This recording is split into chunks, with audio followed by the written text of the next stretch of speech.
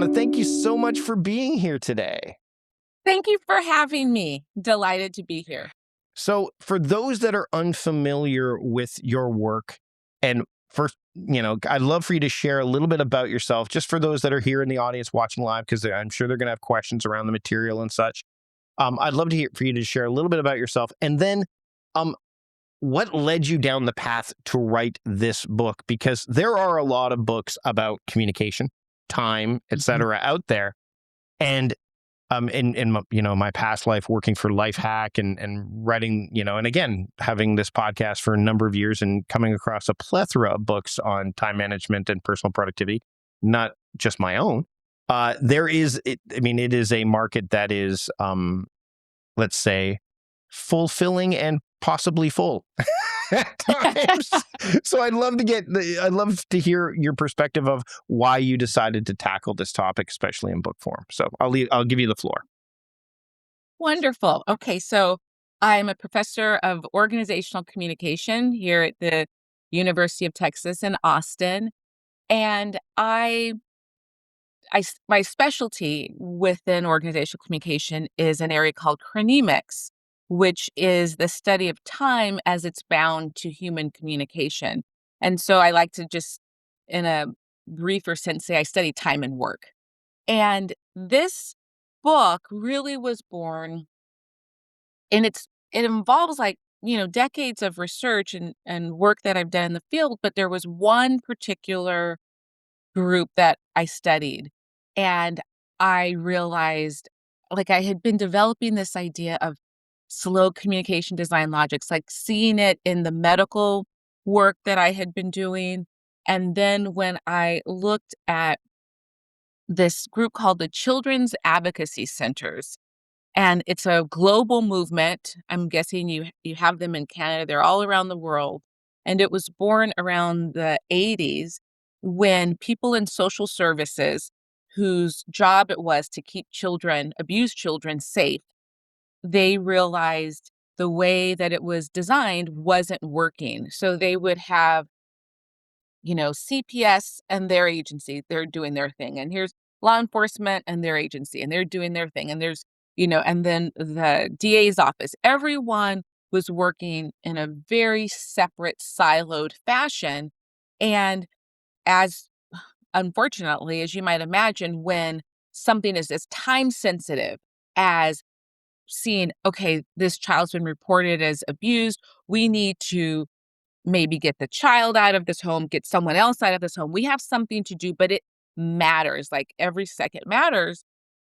You can imagine these under-resourced agencies not being very quick to show up to save this kid. And so children died because one agency thought, oh, they'll handle it because we're so busy over here. And the other, oh, I'm sure they'll get it. And so the Children's Advocacy Centers movement was about saying, let's build a nonprofit infrastructure for all of these agencies where people can work together for time sensitive response. And it started about, like, information sharing. We would just get together and share information, and there would be someone who's looking at the time and saying, let's do this, let's Right. get together. And it turned out that there was even more that they hadn't recognized and realized that by having these people show up on a regular basis to talk and share information, that they built relationships, and that the real speed, what allowed them to be as fast. So there still was the very fast design logic of, as soon as that report is received, we're going to be staffing this case. So there is that. We want that piece. But Hmm. there was a slower piece, which is people had to stop from their busy schedules and show up at a meeting for maybe 90 minutes. And they met, maybe once a month, in some cases in more rural areas every other month. And so in that cases, they meet 2 or more hours. But that slowing, people kind of resisted. Like, I'm so busy, I don't have time to go to another meeting. What do you mean? But they found that showing up and slowing down and learning about each other, it actually sped up their caseload. Like they were able to work faster because they knew each other. They understood each other. They could build better cases. And it had this implication and these ramifications that they had never imagined. But we found in 2 years of studying these teams, we found that that simple act of slowing down sped them up. And this is why it was like, this is the book. It's so fascinating because we've heard, like, Carl Honore wrote In Praise of Slow years ago. Actually, him and I just had a brief exchange on social media because it got, I think it was listed as one of the best books that someone read in 2025. And that book's been around for a while, right?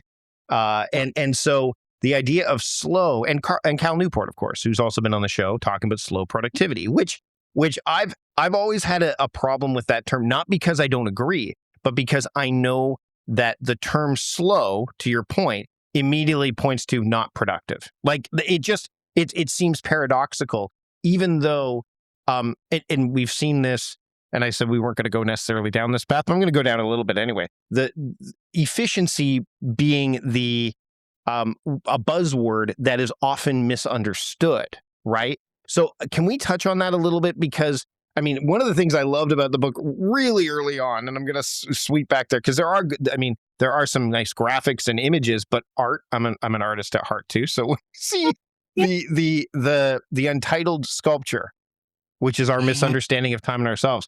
It is so fascinating. We touched on this before we hit record too. The idea of like how we have this idea that we can manage time and speed. This idea of speed versus, like, say, cadence instead, or rhythm, which is really kind of what we're talking about here, right? Why do you feel that this idea of slowing down, and first off, why do you feel this idea of slowing down is kind of an obstacle that organizations need to pull through? Because typically organizations work objectively, right? Whereas people work subjectively towards objectives, right? Because that's, and so first off, how do we get rid of that buttress, that thing that's kind of, and maybe get it out of the way? And also, where the role of rhythm and cadence plays in terms of this, because we're all on different clocks, so to speak. Yeah. Okay. I actually hesitated initially to use the term slow and fast because of that very thing, as I didn't want people to be like, oh my God, slow. I have, because it's not, wasn't what it meant. But colleagues that I asked, because there was this other set of terms around transactional and transcendent. And I was like, maybe it's better because it's also true. But people repeatedly were like, I like the idea of slow and fast because one, we know what that means immediately. Even if we misunderstand, we have some sense of what that means. And two, it's like rehabilitating the term slow. And so I decided, yeah, I'm just going to go for it. And hopefully people will understand that it's the Navy SEALs, and I use this quote near the end, slow is smooth and smooth is fast. Yep. Maybe they will get that maybe what you think is slow is actually not slow after all, but that there is a piece of it that involves pausing. So, yeah, so that is, you're exactly right that was an issue. And to your point about time versus rhythm or cadence, I talk about two terms that are really important for people to get here to the slow communication design logic, which is time versus temporality. I was going to get there. Thank you. Oh, okay. Well, No. I want you to go there, please, because again, time is a word that people don't understand, but they know. Oh, time, like, because there's 18 different definitions of the word time. But temporality, which is funny, when we were talking to Chris Bailey just a moment ago, he kept bringing up the word benevolence, which is in his book, which I do love the idea of benevolence as a value. But the term benevolence, like sovereignty or any of these other words, they can be co-opted and corrupted to be repellent. And temporality can be repellent because it often gets associated with things like science fiction, or it's misunderstood. You know what I mean? So I'd love for you to discuss that distinction. Yes. And early on, I used that word like when I was in grad school with someone, and they said, I don't know what that means. Don't use that word again. So I was also hesitant because it isn't a word that people always understand, but I realized, no, I can make it simple. It's this simple. So time, think of anything that humans design, that's time. So watches and calendars and clocks and appointments and meetings. So it's not even necessarily physical technologies, but even the decision to have coffee together, to put a point on our schedules. That's time. And so we do create and we do design time. It's completely designed, human made. What we don't design and what we don't control is the temporality. You mentioned, like, if it's raining outside, we don't control when and where and how it rains. That is outside of human control. And so temporal, beyond the world, the external world, there's a lot of other processes that are temporal, like a good conversation. That's temporal, right? We have a sense of when it's over and we know when it's been interrupted because it has its own temporality. You know, birth, I say temporality is birth, death, and every process in between. Like, we don't control how much sleep we need as much as we would like to. And I have been guilty in the past of thinking that I do and getting less sleep. And you don't win. All the research shows sleep deprivation, as much as we want to think we can control sleep, we just don't. We're not as effective. We're just no good. And so sleep is a temporal process. Relationship building is a temporal process. Learning is temporal, right? And we never know exactly how long temporal things are going to take. Um, some of my recent research is on doctor-patient interactions and an unhurried conversation. Oh, It's temporal. yeah. It sometimes it takes 5 minutes, sometimes it will literally take an hour to And get to where you need to get to. Yeah. and the collision there of we have Mhm. patients that we need to well, this happened in Canada. Like, I mean, this you hear this a lot. Like, I can't, you know, they're trying to process people through, and everyone is it's kind of like when you're teaching a class to about technology to some people. You've got to understand that, like, I used to do this. I remember back in the day I was teaching like WordPress, and it was very hard to teach a how to a diverse group because everyone's acumen level, and not just like where they were at, but where they could even get to, was Yeah, different. So it had to turn into a broader strokes. But when you're dealing with medical stuff, like, these are very sensitive, and or they can be very complex because reactions, if you've got somebody in there who is calm and stoic about it, it may not take as long. But if you got somebody in there that, so yeah, the collision of time and like that schedule plus the temporality of those conversations, those butt heads. absolutely. And that term was Dr. Victor Montori at the Mayo Clinic. He's the one that said, this is his term, unhurried conversations. And I fortunately met him and he was like, let's go study this together. He has a lot of research teams. And so I led one around being able to measure. And what's interesting is we had independent coders who looked at, so the Mayo Clinic, they had about 5,000 different video recorded interactions and we didn't look at all 5,000. We took a sample and our coders could, once we identified, like, there's these 10 dimensions that we thought, and had them rate them, people were very, very good at being able to observe two strangers and tell when it was unhurried and when it was hurried. It was just, and it's remarkable. We know when a conversation, that temporal thing, is off, and we Yeah. know when it was loud, when the time. And so the goal in chronemic design is to design your time around the temporal, to figure out what that temporality is and give it the time that it needs. Tim brings up this, which I think is fascinating considering we just talked about doctors. This puts me in mind of some of the examples discussed in Atul Gawande's excellent book, The Checklist Manifesto.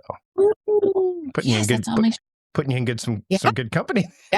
yeah, absolutely. um, okay, so this leads me to, and again, as we kind of mentioned before we hit record, like, this can take us in a whole bunch of different directions. And one of the directions I'm Yes. going to go with is okay.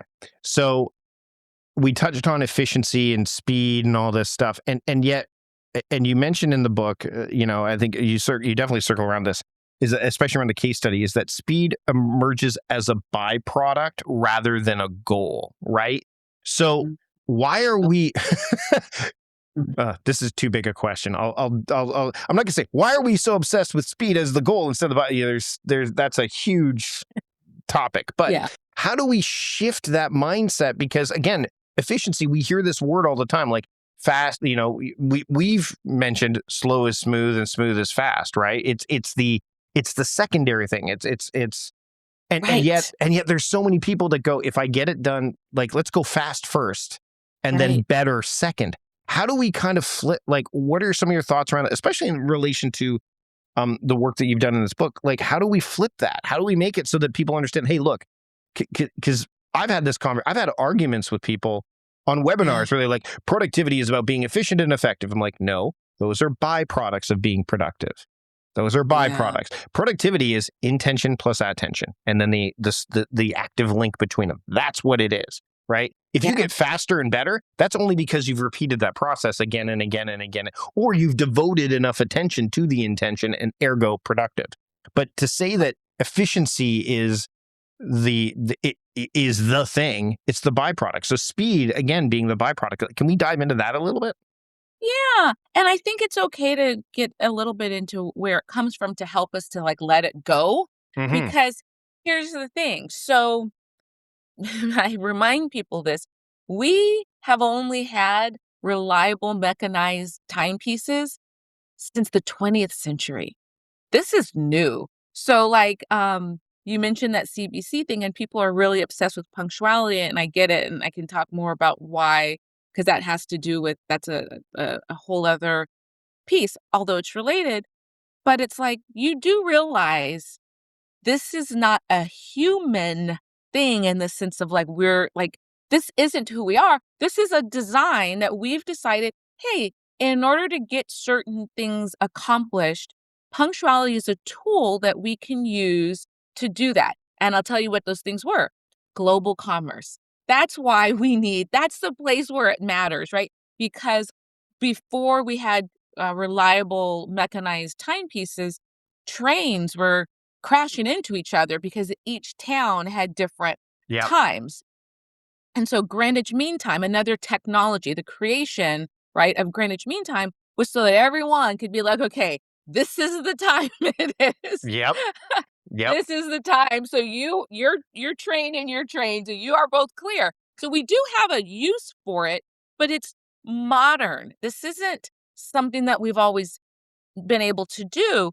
And an interesting historical piece about that is the R&D, the money to have a reliable mechanized timepiece, it came from the urban bourgeoisie, the factory owners, the capitalists, and the monastic clergy. Because in Catholicism, right, they have the auraria, Hmm. and there's the belief that saying prayers at the exact same time together makes them more powerful. So they both put their money together to say, we want a good, reliable, mechanized clock. And that's how it came about. So those are the two sources. So that means, or why this is the case, factories were about efficiency. Factory work, which is again n- novel in terms of the history of humankind, the idea of producing lots of something was not, that was new. Yes. Before it was craftsmen producing their thing and it was about the quality of the thing. But industrial capitalism was like, hey, we want to mass produce things, so we need efficiency. So if you recognize that that's where efficiency comes from, most of us aren't doing factory, some of us are, but a lot of the people obsessed with efficiency, they're not doing factory line work, No. right? No. No. And so, and it's great to have efficiency for certain things. We do want things to be efficient.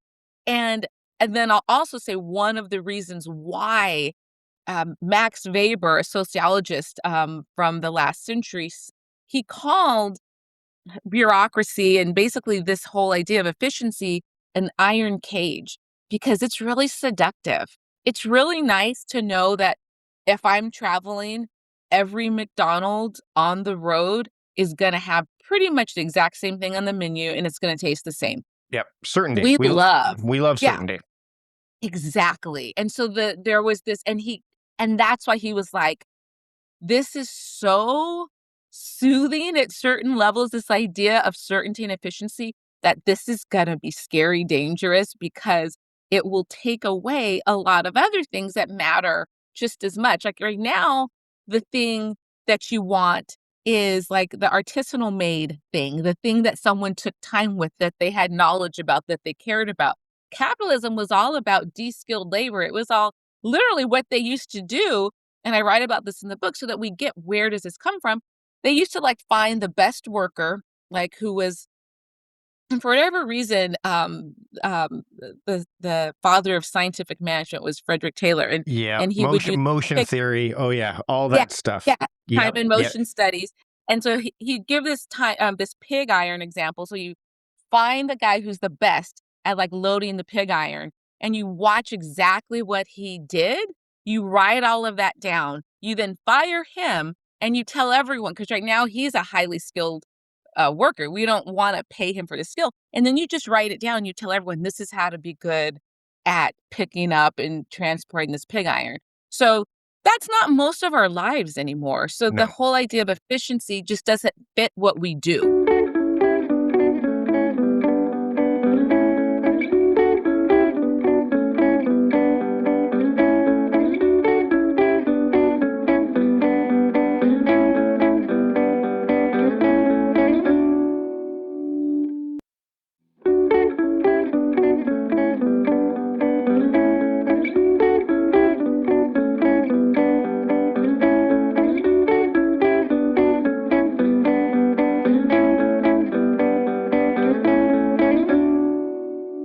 So I've been thinking about the term, and in my upcoming book, I talk about efficacy. Like the idea, it's that combination of effectiveness and efficiency where it's like, Yeah.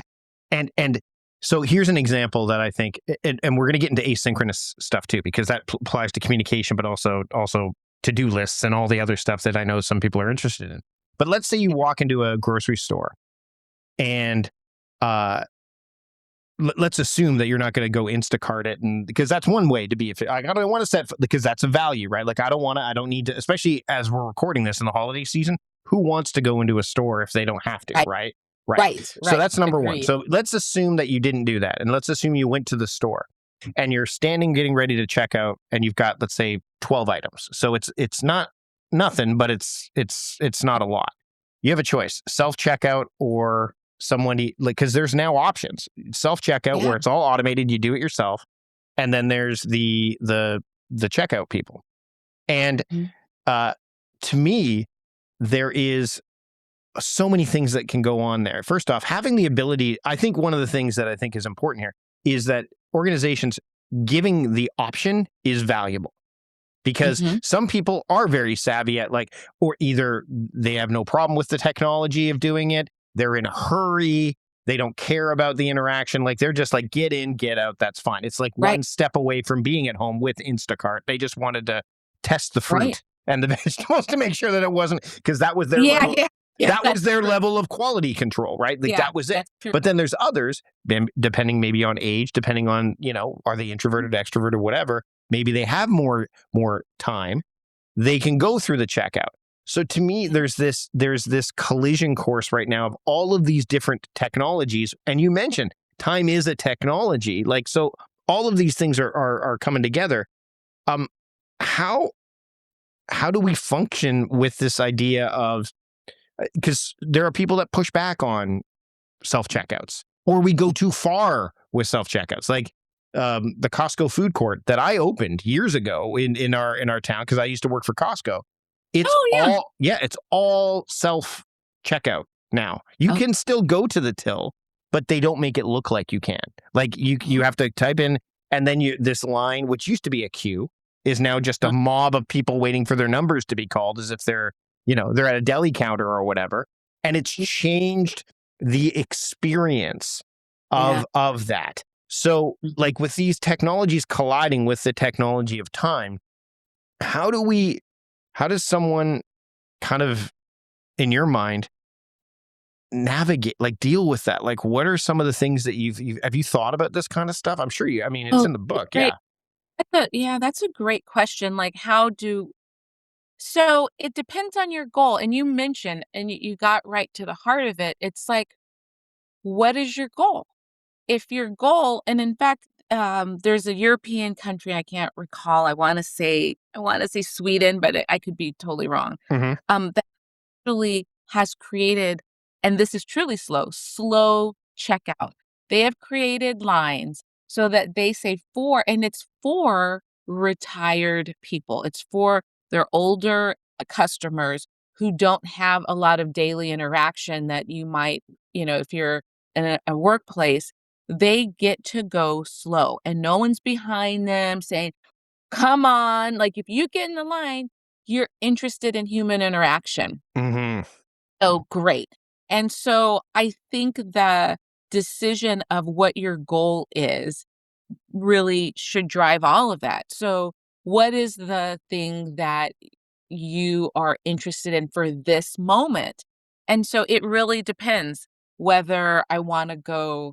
I am much more of a drive up kind of person, like you said, especially during the holidays. But it's just it's for me, it allows me to spend more time doing something else. Like, I have a 16-year-old daughter, and my 83-year-old mother lives in a house on the property, like, kind of we're like a compound. She's there. There's other things that I can be doing sitting, and sometimes I'm just tired and I don't wanna walk around. Like, our local grocery store, they just, like, updated it, and it's like the size of a Home Depot. It's huge. So I Hmm. also don't like use my energy that way. So that's always the driving force that I say is what do you want to what's the temporal process that you want to design around? And so for me, walking in a grocery store is just not one that I typically want. And my husband also does a lot of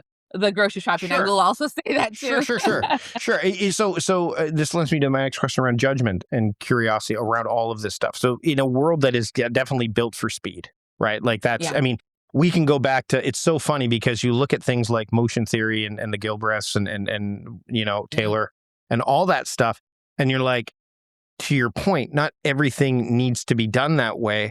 How do we pull some of that stuff out? So like for time by design, like in someone's personal life, like Yeah. how would they apply that this idea of maybe not, I guess reframing speed would be the best way to put it, rather than think about it just as like as quickly as possible.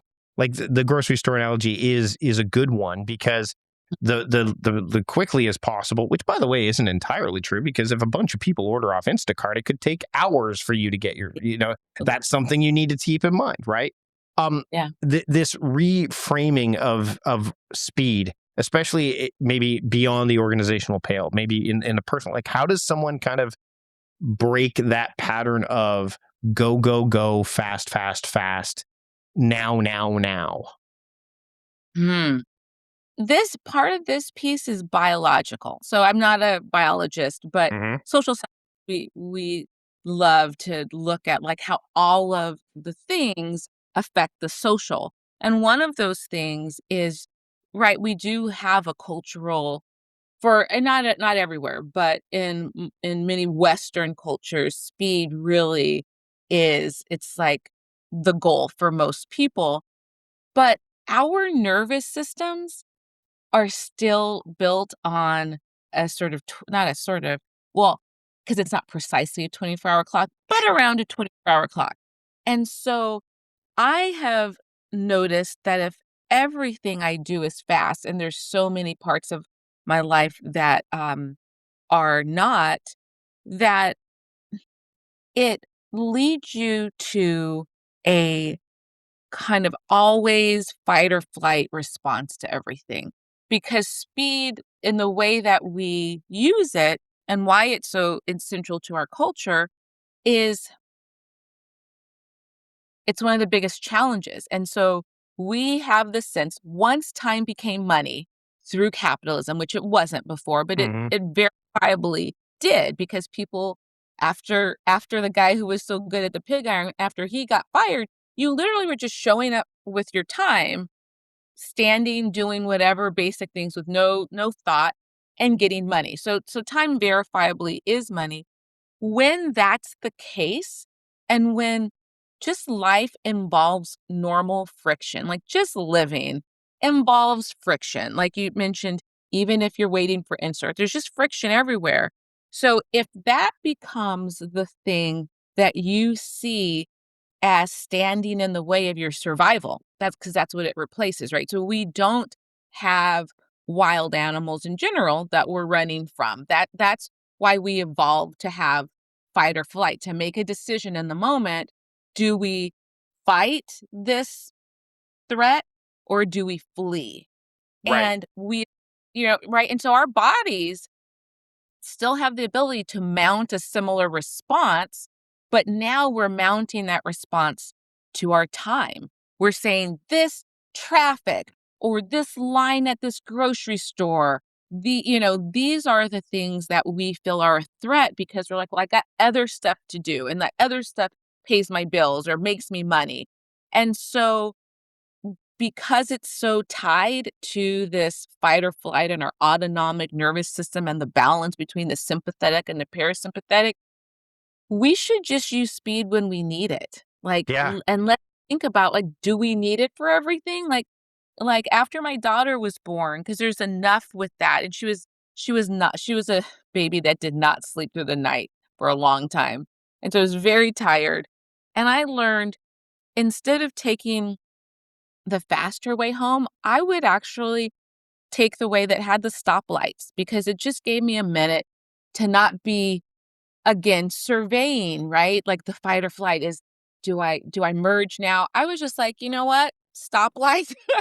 Yeah. I'll sit here at this red light and breathe and I'll move on. And you're just more effective if your nervous system is balanced. We are not effective if we stay in this heightened alert all of our lives. And that's what speed does, because that's how our body senses speed. We're literally deciding fight or flee. So, yeah. Let's talk about asynchronous communication, asynchronous work that really came Yeah. up, especially during like, and I hypothesize again, it's just my thoughts around where we're at is now that we're in the shadow of the COVID-19. And people are like, okay, let's get back to the office. Like, there's this rush to get back. Yeah, I just well, there. So I know. I have a feeling we're going to be speaking the same language here too. This idea of my theory is that the reason that people, I mean, one of them, but the big one is no one likes to be told what to do, and everyone was told that they had to not go to the office. And if we were already headed down the path, technology was taking us towards asynchronous anyway. People were. I mean, ask anybody who's doing digital nomad work or whatever. Like, you could work from wherever. The trust Mhm. factor is a whole other thing. But I think part of it is no.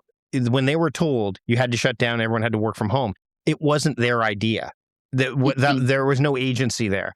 And now that Mhm. agency has been restored, and there are some, and there's office buildings that are sitting empty that are being paid for. And then I live in Victoria, Canada. Well, you live in a state capital. I live in a provincial, like government towns. The government Mhm. would go like these businesses that are right. And I've been to Austin, like they're like go to the coffee shop, go like those businesses, like where the restaurants, no one's coming in. Why? Because they're all working from. Okay, everyone's got to get back to the office, and it's not a few. Right, Everyone has right, to. And right. so I'd love to hear like to me, asynchronous work is kind of in this real weird tipping point under attack phase. It's like it had its moment of glory when it needed to be there. And I think it still should. I think hybrid is the way forward, but there's this push to go back the other way. I want to hear your thoughts on that, especially in relation to speed, because a lot of what you're hearing is, well, no, we're going to be in the same room together. So we're going to be able to like communicate it. Our culture is getting destroyed. Like, all of these things, when often it's, we've paid for this building, or I don't trust that you're being productive because I can't see you. So Right. therefore, I want to see you. So can we touch on that a little bit? Y Yes, absolutely, and I'm with you on the hybrid. I think hybrid just makes the most sense based on what I said is about balance. Like we need a mix of fast and slow. And there is something really valuable about being in person with someone occasionally. Yes. All the But do we time? No. but but do we need to all the time? Because it does take agency away from people, and the thing you're I mean, and issue of trust, you're exactly right. That's the biggest issue of why when I hear people want it to be all in the office, that's just trust issue that you don't and it's being stuck in an industrial era where because even though time is money, time is also not money, right? Like Yes. what's really money is a quality product, right? Is an effective strategy. That's what's money. Yeah. And being in an office building that 7 or 5 days a week, although there is the 996 culture where people are working 12 Oh, hours a yeah, day. yeah, I've seen that recent research. Oh, Yeah, and Silicon Valley says they wanted to so that started I have a graduate student who is studying that in China, and then recently we saw that, oh, in Silicon Valley, they're like, "Yeah, we need that too," which is just ridiculous, but, that aside, so we really people work better in a variety for different types of work in different settings. So if I'm just answering email, being here at the office is great. Or if I just need to really, well, it's interesting. So I came up to my office on campus today because I knew my home office mhm. would be my 16-year-old. There's midterms, and so they have half days. She'd be coming in. And again, my mom's there and our little dog. And I was just like, I just like time alone Yeah. sometimes. And no one else is here. I'm the only one in the building. And so sometimes I want to be alone. And most people in their office, they're not alone. No. So most people want to stay home sometimes just so that there is no one knocking on their door or their cubicle, whatever the case is. We get some work done in silence, right? Mhm. That we don't have at the workplace. And so to think that to force people to work 100% of the time on corporate campus is very short-sighted, and it just shows what you think of to me, it shows what you think of your employees versus a hybrid. Yeah, that makes a lot of sense. There's a lot of practical reasons why we can do certain work together better if we're in a co-located space.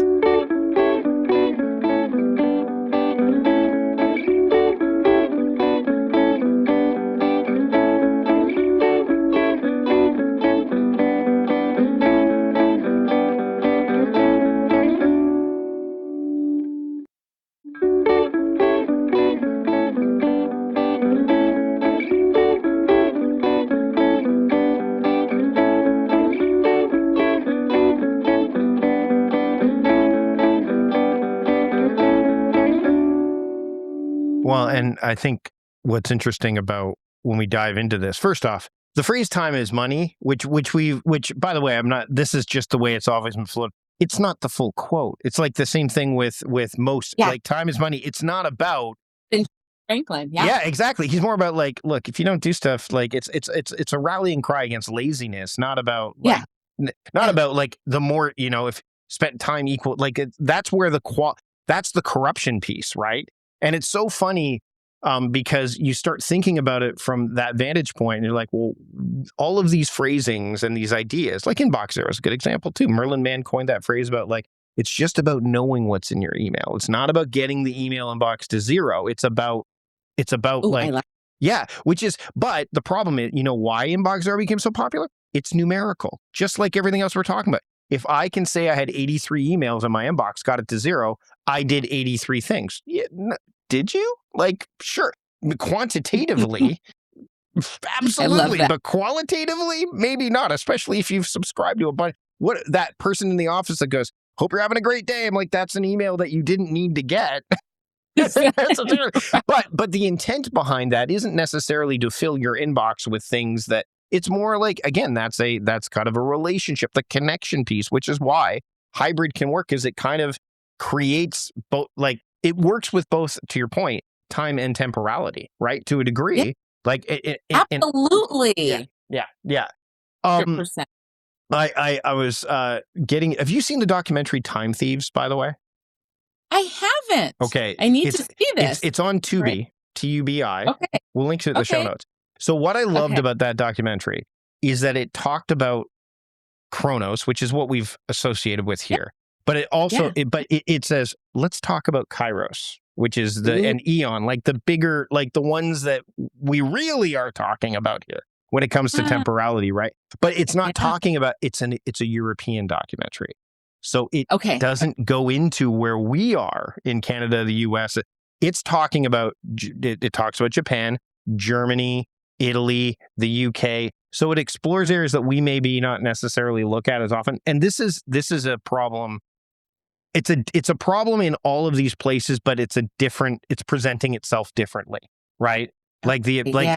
like Yeah. in Italy, I remember watching it and it said that they are still operating, and they've only started to, at least when this documentary came out, to realign the workday, because it was Mhm. still attached to the workday that they had when they were part of the Axis in World Mm, War II. So there were different elements there that really, were, yeah. really.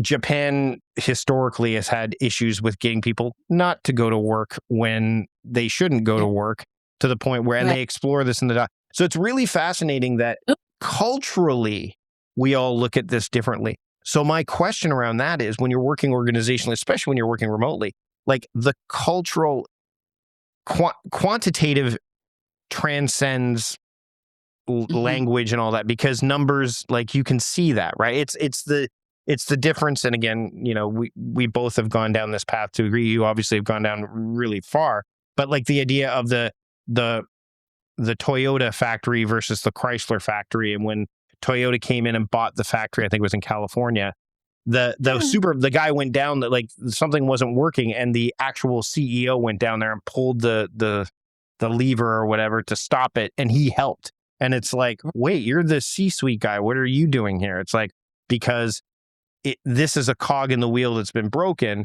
and therefore my job is to help you. I mean, that's Right. my whole Yeah. role at the top. That's the Yeah. mismatch I think that's happening, because quantitative work ultimately adds to bottom lines. It's numerical, but qualitatively, um, Yeah.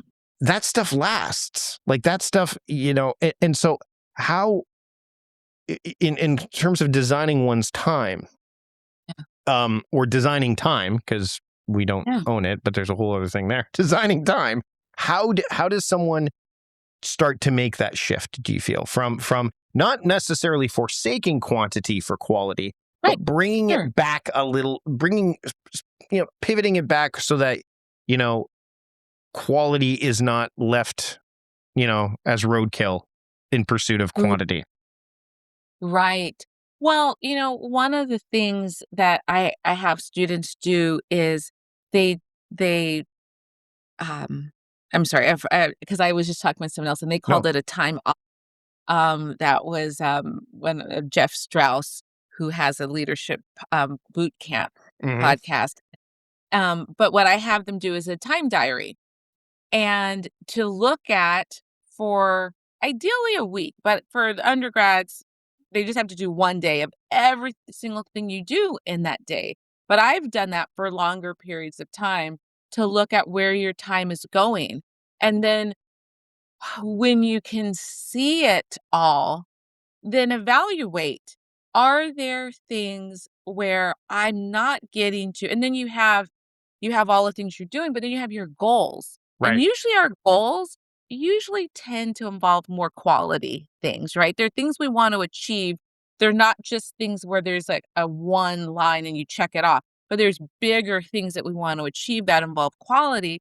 And you look and say, are there a bunch of, quantity, fast things that I'm prioritizing? It kind of goes back to Covey's classic thing, right?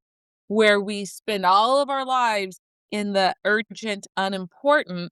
And when do we ever get to, if we aren't thoughtful, you'll never get to the non-urgent stuff Yeah. that's really important, right? Yeah. Or so I know you said No, no, no, it's urgent but no, you're important. right though. See, because even if you get to urgent and important, the importance is compromised because now you're working fast.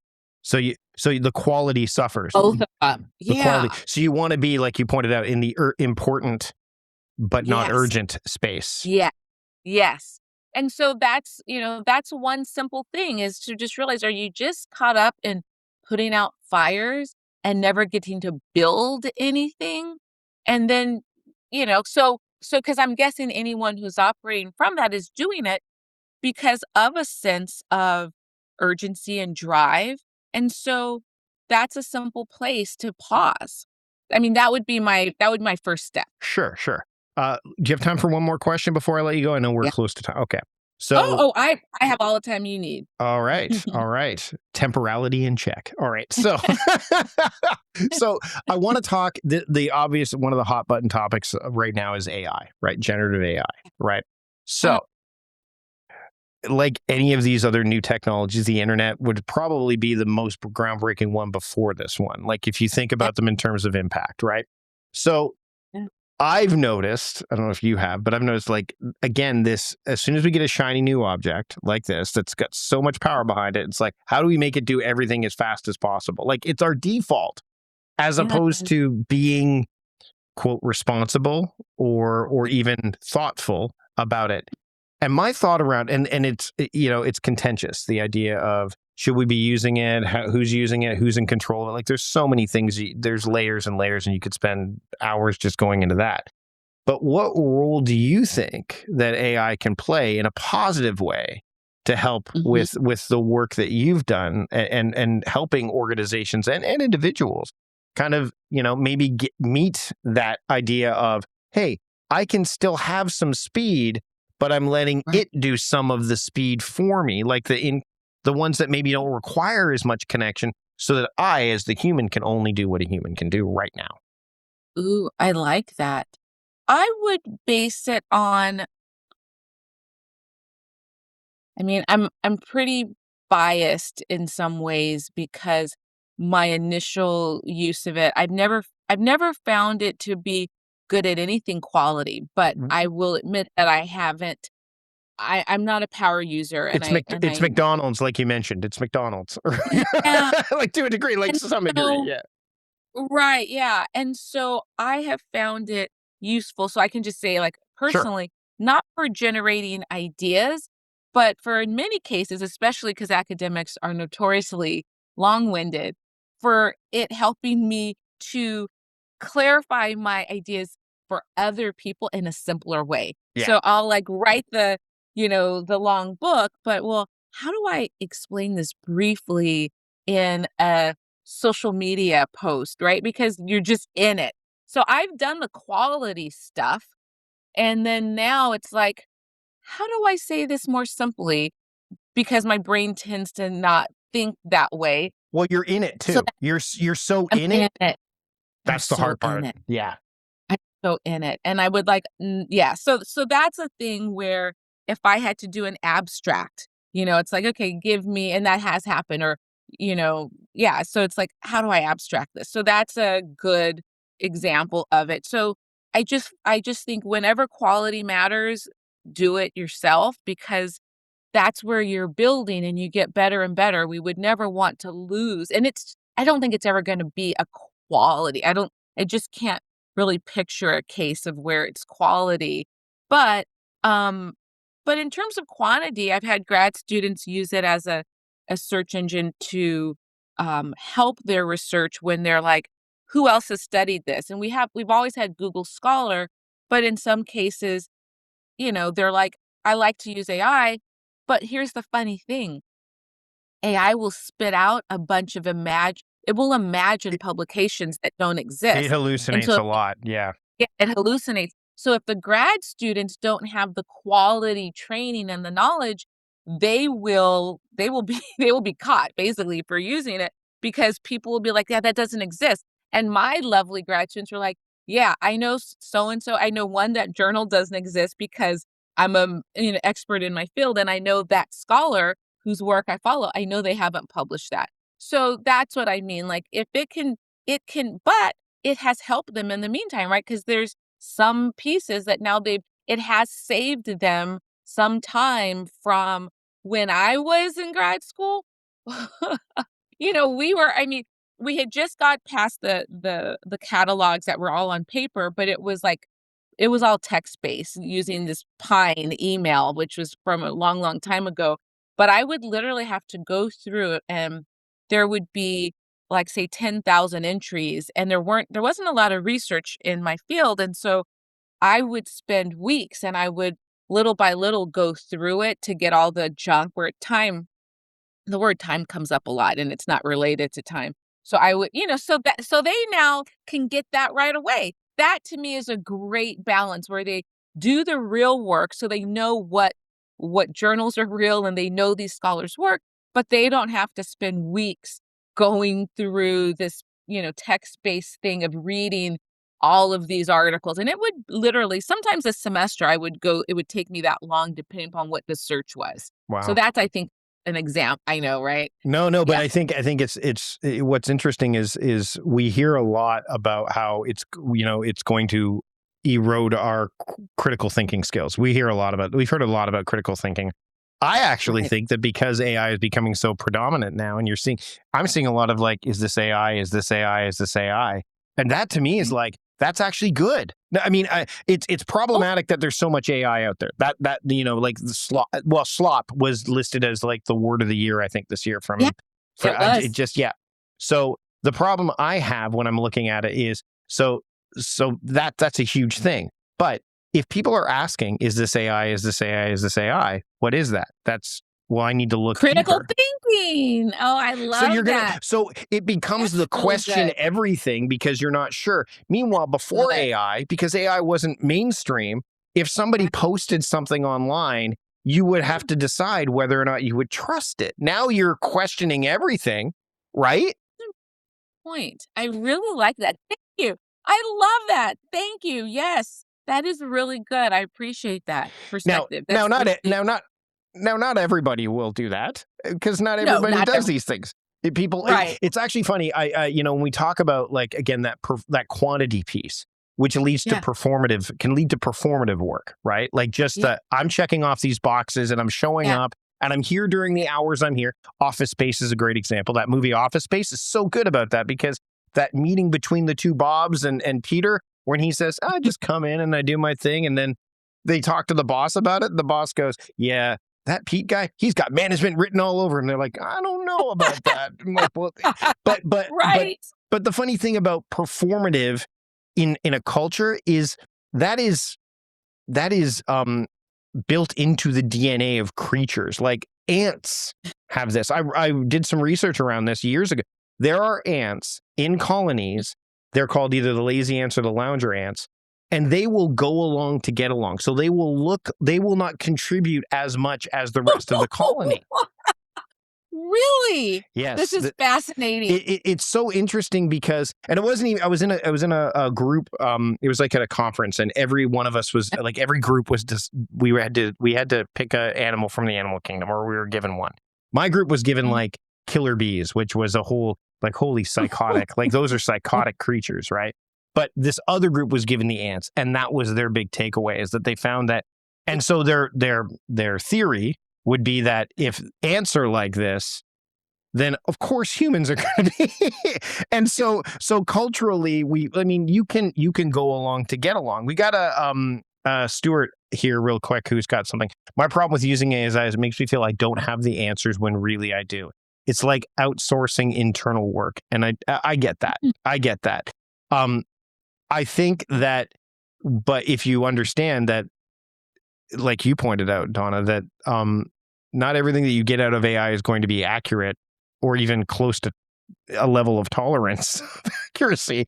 Yeah. You Oh, question that. yeah. So you don't just question, that's the other thing. You don't just question, is this AI? You question, is it accurate? That's the next step, Yeah. right?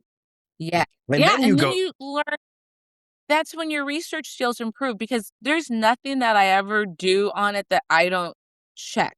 Like I mhm, go and do But I've done this with Google. I'm a researcher, so I don't believe in general, I wanna know I wanna Is it know coming from what are the real Wikipedia or not? Yeah, exactly. Exactly. It is Yeah. so again, I think the other byproduct of this is for those that don't trust what's going on out there, they may stop they're like, I'm not going to dig any deeper. They may not look at anything anymore, which by virtue of that ends up making them more productive in the areas that they actually do want. So That's a good there is this second order thinking. It's not unlike the why is everyone going back to work? Oh, it's because they want to see them, like, or it's because they have a big lease on this large office Yeah, complex that they need to pay for, and they're locked into a right. lease for 5 years, and there's nobody going to get them out of it. So that could be the sole motivate. It's still motivated Yeah, by the bottom line, but yeah. this has been and I think just to end off back where we started is one of the things that you've done really well in the book is because it is research heavy, like it is, and it's Yeah, I think, yeah. but you need to, like, this is a book not unlike when I was talking about Chris's, where you need to spend time with it. It's not like I'm gonna Oh, pour over this book, which I think is great, but right out of the gate, the idea, the watches, the measurement, like talking about that, and then that sculpture hit me. It's like this Dawna, the author, but also gets it. And then I think that by virtue of like art and that feeling that art gives you, that yeah. kind of overrides logic. Yeah. That's the kind of because when someone gets to inbox zero and they feel like they were productive, that Mhm. matters to Mhm. them more than the Mhm. actual was I Yeah. productive, if that's their answer. And and you know what, for some people, if you're a customer service rep and you get your email to inbox zero as it's been currently defined, Yeah. great. You were Yeah. productive, right? But if Right, you're right. us, that may not be that is not the metric, right? Yeah. And so when you see, so the feeling matters. And I Mhm. time and temporality, as you've described it, time offers less of that feeling, whereas temporality, I think, really does. Am I on the mark there? Absolutely. Absolutely. It is something that's sort of embodied in a way. Yeah, Donna, this has been a great absolutely. conversation. Thanks so much for being here today. I'm gonna go, but I'm gonna go to the Penguin Random House book page because that's where I Thank got you. it. It's Thank you. time by design, how communicating slow allows us to go fast. I know we talked a lot about communicating in terms of communicating with our inner selves, not just so much as our Yeah, external factors. yeah. I love it though. I But love it. where can people pick up the book and keep up with the work that you've got going on?